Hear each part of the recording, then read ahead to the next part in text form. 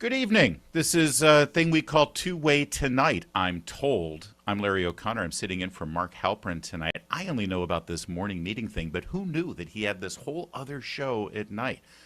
So we've decided that I can be sort of the dark Mark because I'm going to say something that could, in fact, get me bounced off of the two-way platform forever. Ladies and gentlemen, I invite your smack in the chat. Let's go. Let's have at it. It's like I'm the substitute teacher. And Mr. Halprin is gone, and I'm saying, bring on the smack. So, show me all the smack you've got in the chat. I don't care. I'm not going to look at it. I have a few things on my mind about this partial government shutdown. I'd like to discuss it with you from the perspective of, well, a monarchy. I'd like to be the king. If I were the king of the United States, or at the very least the Speaker of the House, we'd be having a very different conversation this week about why the federal government is in a partial shutdown. See, instead, we're watching all the Capitol theatrics, and these are over-the-top drama queen Capitol theatrics that would make Shakespeare say, hey, guys, tone it down a bit, all right? You're a little over the top. Let's be honest about what's really going on. Republicans in the House are being forced to take up the Senate's funding package. They've tinkered with it, and now they got to try to keep the lights on. Make no mistake, the House Republicans did their job and got that funding to the Senate. It's the Senate who are dragging their feet and acting like a bunch of crybabies because Senate Democrats are threatening to withhold DHS funding unless Republicans agree to an overhaul of how immigration enforcement is carried out.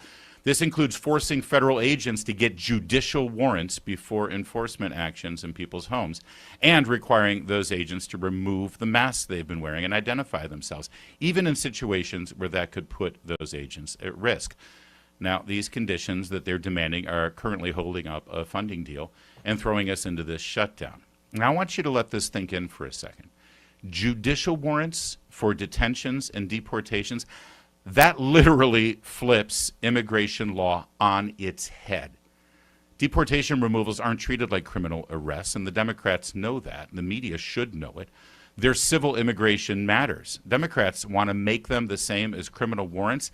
That's not acting in oversight. That's not a minor tweak. That's a rewrite of the entire immigration enforcement code, and they're trying to force it down Republicans' throats during a shutdown. And then, by the way, on top of that, Democrats want to make ICE agents uncover their face, even in high-risk operational environments, at a time when they're facing very real threats right now just for enforcing the very laws Congress has passed over the years. It's like Congress wants all the credit for being tough on illegal immigration, but God forbid anyone actually try to enforce those laws that they passed. Now, if I were king, or even speaker, here's how I'd flip the table. I'd say, okay, Democrats, you want this fight? Let's have the whole thing.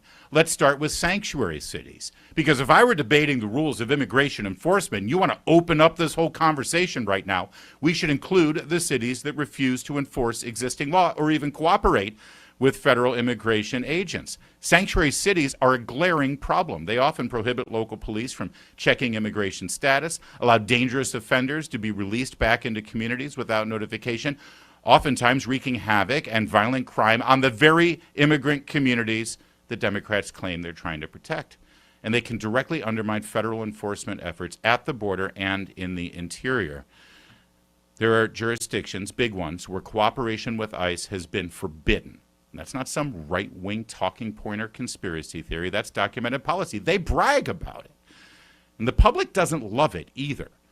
The current poll of Minnesotans show that while views on ICE as an agency are mixed right now, a majority of Americans and Minnesotans oppose unchecked sanctuary policies because they complicate public safety and they erode the rule of law. Again, hear me. A majority of Minnesotans polled said that they want local Minnesota police to cooperate with ICE. So I'd say, okay, you want to debate judicial warrants? You want to debate masks for ICE agents? Let's debate sanctuary cities while we're at it. Let's debate enforceable consequences for jurisdictions that refuse to play by the law. Let's say that if you don't cooperate, you don't get federal funding. You want to talk about judicial warrants and identity badges for ICE and taking masks off? Okay, we'll bring sanctuary cities into the debate too. And while we're at it, let's pass the SAVE Act.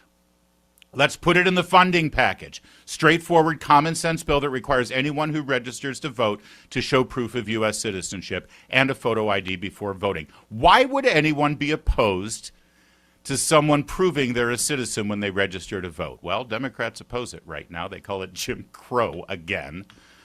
It's not radical. It's not fringe. Polls across party lines. American voters, not political operatives, not activists.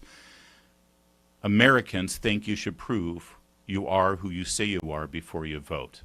If we're going to be serious about the integrity of both our immigration system and our elections, then let's have that as part of the discussion. See, that's what Republicans should be doing right now. Okay, you want to jam these things through right now with a gun to our head over government funding, sanctuary city reform, voter ID, and citizen verification for voting, right there on the table, too. All of them poll great with the American people. And going into the midterms, I'd love for Democrats to explain why they oppose them. These are mainstream ideas. And yet here we are watching a partial government shutdown because no one wants to pull the thread on one issue without pulling every other political thread attached to it. That's what I'd do if I were king. Of course, I'm not the king. I'm not even Mike Johnson.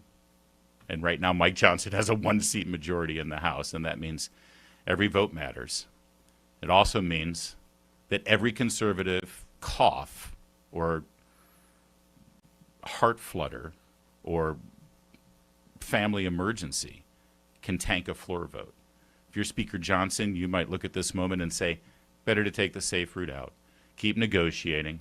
Hope we don't spill any political blood. And maybe that's exactly the problem. Maybe Republicans are tired of playing defense on immigration. Maybe they're ready for bold leadership that says, you want to fight, let's fight on every front the American people care about, not just the fronts that make our bass scream louder on blue sky.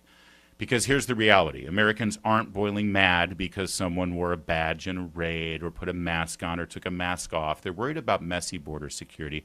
They're worried about cities that ignore federal law. They're worried about elections without integrity. And they're sick of seeing Congress blow up government funding because nobody wants to lead. If I were king, or even Speaker of the House, I'd say bring it.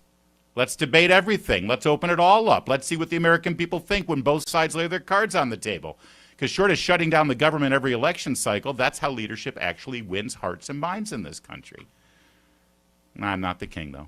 Mike Johnson, well, he gets the honor of deciding whether this moment becomes a bold history chapter or just another can that gets kicked down the road. I couldn't be more excited to have my first historic opportunity to tell you about Cozy Earth. Did you know that right now you can buy one and get one free of the unbelievable bamboo pajama set? I'll be honest, I do not own Cozy Earth, but I've heard enough about it. You go to CozyEarth.com, you use the promo code TwoWayBOGO, and my Lord, you are going to get yourself that pajama set. You're going to get your wife that pajama set. You're going to get your husband that pajama set. You might even get your little special person on the side that pajama set. That's what Valentine's Day is all about, whether it's for someone special or, by the way, why not get it for yourself? That's the whole thing with a BOGO. You get one for yourself and one for whoever is sleeping next to you. Cozy Earth makes it easy to bring comfort and care into your everyday life. This Valentine's Day season, it's the BOGO pajama deal of a lifetime, and you're not going to see any other offer like this any other time of the year. So make sure you get over to Cozy Earth. That's CozyEarth.com. And isn't there a code that we need to use? I think there is. All right, hang on. I'm going to get right to the code. It is Two-Way BOGO. I should have been able to remember that. The number 2, the word way BOGO. Two-Way BOGO. Two-Way BOGO. It's actually all one word. The number 2-Way BOGO. You're going to be very happy you did. And so will that special someone in your life. They say that something that's easy is like a walk in the park. Well, easier than a walk in the park, hit the subscribe button, be part of the Two-Way community, never miss an episode, be part of our conversations. Thank you for your service to America. And don't forget, you can now listen to the morning meeting and Two-Way Tonight on Apple, Spotify, or wherever you get your podcasts.